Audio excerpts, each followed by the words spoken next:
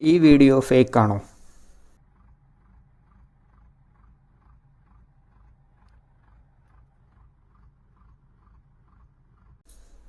അല്ല, ഈ video fake അല്ല.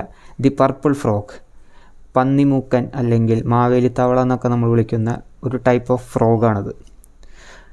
കൊല്ലത്തിൽ 2 ആഴ്ച മാത്രം, അതും മെയ്റ്റിങ്ങിന് മാത്രം ഭൂമിയുടെ പുറത്ത് വരുന്ന ഇവ ബാക്കിയുള്ള ദിവസങ്ങളിലെല്ലാം ഭൂമിക്കുള്ളിൽ ജീവിക്കാൻ താല്പര്യപ്പെടുന്ന ഒരു ടൈപ്പ് ഓഫ് ഫ്രോഗാണ്.